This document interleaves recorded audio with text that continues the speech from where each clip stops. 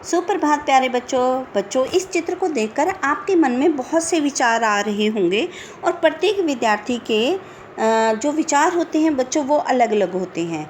अब यहाँ पर कुछ बच्चे सोच रहे होंगे कि एक व्यक्ति दूसरे व्यक्ति को फल दे रहा है, एक माली अपने मालिक को फल दे रहा है, या एक फल बेचने वाला अपने ग्राहक को फल दे रहा है। तो बच्चों, आपका सोचना भी काफ़ी हद तक ठीक है, लेकिन इस चित्र को देखकर मेरे मन में जो विचार आ रहा है उसे मैं आपको बताती हूँ। बच्चों, मुझे यह लग रहा है कि जिसके हाथ में फलों की टोकरी है वह एक कर्मचारी है और जो सामने खड़ा है वह उसका बॉस है, यानी कि मालिक है। तो एक कर्मचारी अपने मालिक को खुश करने के लिए फलों की टोकरी दे रहा है। बच्चों, इसके पीछे भी बहुत से कारण होते हैं और वे कारण हैं आज के आपके पाठ में 12 में चाटुकारिता एक कला। बच्चों, चाटुकारिता होती क्या है, यह कला होती क्या है? बच्चों, अब आपकी किताब में, आपकी पाठ्य पुस्तक में इस विषय में बहुत सी छोटी छोटी कहानियाँ दी हैं, लेकिन मैं आपको इस विषय को केवल बिंदुओं के द्वारा ही आपको समझाती हूँ। तो पहला अर्थ है बच्चों इसका, चाटुकारिता का पहला अर्थ यह है खुशामद। बच्चों, खुशामद करना। अब इसके द्वारा क्या होता है? आप कहेंगे खुशामद क्या होता है? यानी कि बढ़ा चढ़ाकर, यानी तारीफ़ पर तारीफ़ करना, है ना, ताकि आप सामने वाला जो व्यक्ति है वो आपसे खुश हो जाए। तो बच्चों, चाटुकारिता का अर्थ है, नंबर 1 मैंने पहले अर्थ लिखा है बच्चों, इसका अर्थ है खुशामद करना। तो बच्चों, यह एक ऐसी कला है जिसके द्वारा आप बड़े कठिन से कठिन कार्य को भी सरलता से कर सकते हैं। अब मैंने नंबर 2 पे लिखा अन्य नाम। तो यह अन्य नाम किसके हैं बच्चों? चाटुकारिता के। चाटुकारिता के अन्य नाम, यानी इसको और किन किन नामों से जाना जाता है? पहला तो हमने पढ़ लिया खुशामद करना। दूसरा बच्चों, इन्हें जाना जाता है चापलूसी करना, चमचागिरी करना, चिलम भरना, तलवी चाटना, मक्खनबाजी करना, यानी बटरिंग, है ना बच्चों। तो ये सभी जो नाम हैं खुशामद से लेकर मक्खनबाजी तक, ये सब चाटुकारिता हैं, ठीक है। और चाटुकारिता की विशेषता क्या है? नंबर 3 पर दिया है गुप्त रखना। जो व्यक्ति ये ऐसे काम करते हैं वो अपनी इस कला को गुप्त रखते हैं। वे अपने मालिक की खुशामद करते रहते हैं, चापलूसी करते रहते हैं, लेकिन किसी को बताते नहीं हैं। और चापलूसी करवाने वाला आगे अपने बड़े बॉस की चापलूसी करता है, वो भी चाटुकारिता करता है, ठीक है बच्चों। लेकिन दोनों में से बताता कोई नहीं है और इसे गुप्त रखता है, ठीक है बच्चों। आप ये आते हैं बच्चों इसके मुख्य अंग।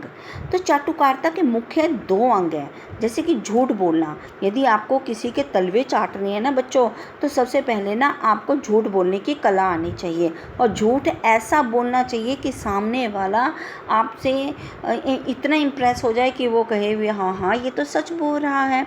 आप अपने मालिक के साथ ऐसा झूठ बोलिए, जैसे यदि मालिक आपका कहता है कि भाई दिन को रात कहता है, तो आप कहो ना हाँ मुझे भी तारे दिखाई दे रही हैं। यदि आपका मालिक रात को दिन कहता है तो आप कहिए हाँ मुझे सूर्य दिखाई दे रहा है, यानी कि मालिक की हाँ में हाँ भरना आना चाहिए। इस कला को बोलते हैं झूठ बोलने की कला। अब अंत में आता है अतिशयोक्ति करना। बच्चों, अतिशयोक्ति क्या होता है? बढ़ा चढ़ाकर, यानी एक बात को बढ़ा चढ़ाकर अपने मालिक के सामने प्रस्तुत करना। तो बच्चों, ऐसी एक छोटी सी कहानी है कि 2 खुशामदीन राजा के दरबार में आते हैं और राजा की खूब प्रशंसा करते हैं। राजा उनके खुशामदीन से खुश हो जाता है। तो एक दिन राजा शिकार करने के लिए कहता है कि आज हम किस चीज़ का शिकार करें? तो एक खुशामदीन कहता है, राजा आज आप एक ऐसी जीव का शिकार करें जो सबको मार देता है। तो उसने कहा क्या मैं शेर का शिकार करूं? कहते नहीं महाराज, शेर नहीं, शेर को मात देने वाला जो जानवर है। तो उसने कहा कौन? कहते लोमड़ी। कहते लोमड़ी का शिकार करो ना आप, क्योंकि लोमड़ी तो सबको परेशान करती है, वो शेर को भी परेशान करते हैं। तो दूसरा खुशामदीन भी उसकी हाँ में हाँ मिलाता है कि राजा जी यह तो बहुत सच कह रहा है कि लोमड़ी तो चतुर भी है, चालाक भी है और समझदार भी है, आप उसी का शिकार करो। ठीक है बच्चों, इसको बोलते हैं अतिशयोक्ति।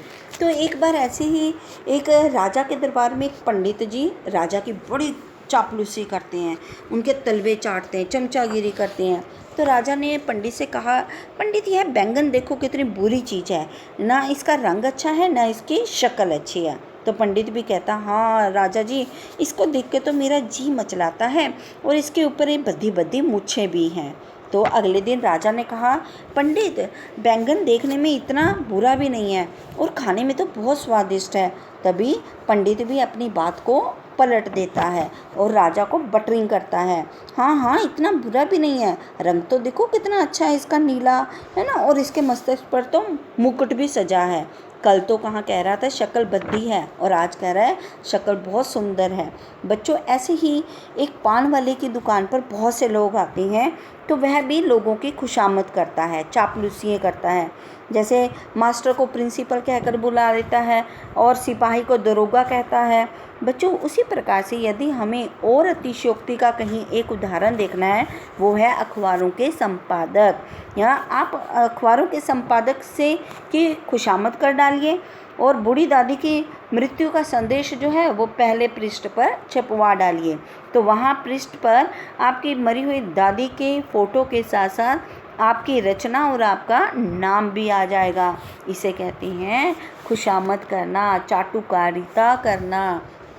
ठीक है बच्चों, तो बच्चों इससे इस पाठ को आप स्वयं पढ़ें और इसमें दिए गए प्रश्नों के उत्तर मैं आपको नीचे भेज दूँगी सॉल्व करके। पेज नंबर 64 पर दिए गए हैं 1 से 3 और इसके नए शब्दार्थ आप अपनी फेयर नोटबुक में दिन और दिनांक के साथ सुंदर लिखावट के साथ करेंगे। धन्यवाद।